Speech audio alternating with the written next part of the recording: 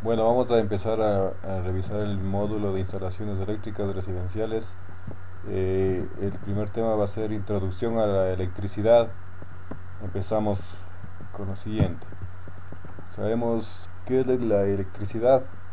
Muchos desconocemos, por eso es lo que decimos que es sólida o líquida, se podrá tocar, pesa mucho, de dónde viene, a dónde va, por dónde circula, qué efectos produce, se seguirá alguna ley, etcétera. Entonces vamos a ver en definitiva de qué se trata la electricidad. La electricidad es una forma de energía producida por partículas diminutas llamados electrones y protones. Eso es básicamente el concepto de la electricidad. Se acostumbra a dividirla en electricidad estática, que conocemos también como electroestática, y electricidad dinámica, que es la corriente eléctrica o la circulación de elementos y partículas. La primera es energía potencial y la segunda es energía cinética de los electrones, o como conocemos los portadores de carga en movimiento. Tenemos ahí los gráficos en donde están simbolizados los protones, los neutrones y el electrón. Entonces tenemos la ilustración esquemática de la composición de los átomos, sabiendo que el diámetro medio de los mismos rodea 0.000001 milímetro, o sea, una 10 millonésima parte de milímetro. ¿Qué es la corriente continua? Esta corriente se genera cuando los electrones se mueven siempre en el mismo sentido, del polo negativo al polo positivo. Las pilas, las baterías de los teléfonos móviles y de los coches producen corriente continua. Y también la utiliza para transformar de corriente alterna a corriente continua. Por ejemplo, en los televisores, en los ordenadores, en los aparatos electrónicos, etc. La corriente continua no varía su valor en función del tiempo. En la pantalla de un osciloscopio aparece como una línea horizontal referenciada a un nivel de 0 voltios, que es la línea de masa. La distancia de la línea de tensión a la línea de masa se indica como la magnitud o amplitud de la tensión. Y la corriente alterna. Veamos qué es la corriente alterna. La electricidad que se produce en las centrales eléctricas y que llega a los enchufes de nuestros hogares es conocida como corriente alterna.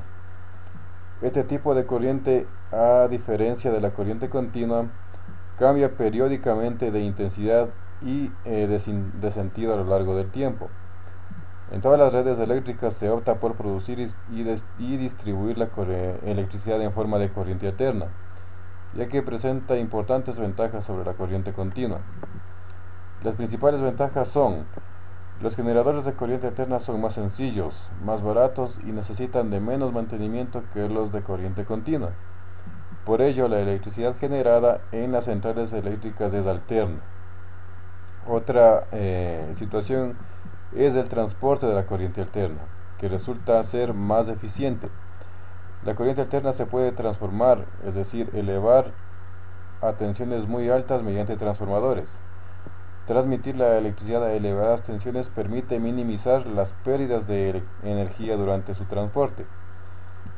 Por el contrario, la corriente continua carece de esta cualidad de transformación y su transporte está sujeto a elevadísimas pérdidas. La mayoría de motores e industrias, edificios, etc., funcionan con corriente alterna. Estos motores de alterna son más eficientes, ¿sí?, robustos y sencillos que los de corriente continua.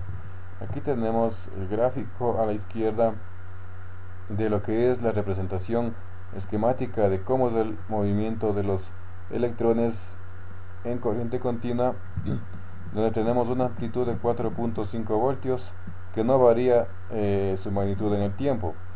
En el gráfico de la derecha tenemos en cambio el transporte de los electrones en corriente alterna ¿sí? En lo cual varía su magnitud en el tiempo.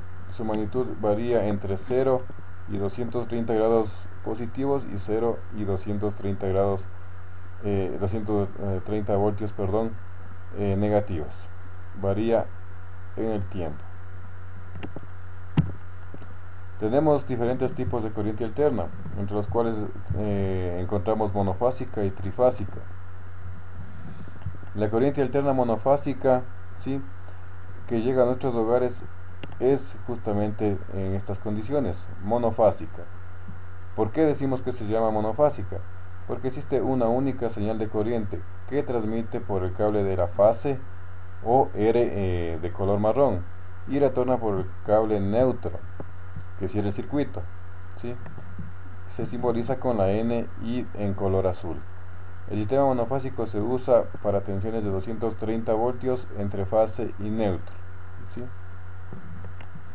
Tenemos aquí la representación esquemática de la simbología, es similar a la anterior.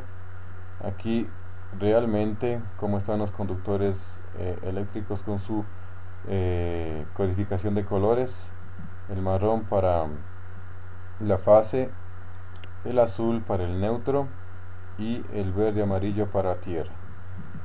Y tenemos nuestra amplitud de 220 voltios, ¿sí? circula por la fase y retorna por el neutro, ¿sí? En cambio, ¿qué es la corriente alterna trifásica? La corriente alterna trifásica es un sistema de 3 corrientes alternas acopladas. Las 3 corrientes se producen simultáneamente en un mismo generador. Cada una de estas corrientes, denominadas fases, se transporta por un conductor de fase. En este caso son 3 cables, R, S y T. Son de colores marrón, negro y gris. Hay que considerar que los colores codificados para las fases, tanto sea para monofásica o para trifásica, siempre se designan con colores oscuros, ¿sí? Por eso es que denominamos a los colores marrón, negro y gris. Y se añade un conductor para el retorno común de las 3 fases, que sirve para cerrar los 3 circuitos, ¿sí? El conductor es neutro, que ya lo vimos, que lleva codificado color azul. Pero ¿por qué existe la corriente alterna trifásica? En el sistema de producción y transporte de energía en forma trifásica está universalmente adoptada en todas las redes eléctricas, debido a que permite que los cables conductores sean de menor sección y por tanto que las redes eléctricas sean mucho menos costosas. Otra razón es que la corriente alterna trifásica permite el funcionamiento de motores eléctricos trifásicos ampliamente utilizados en la industria, porque son muy simples, duraderos y económicos. Gracias, señores, su atención.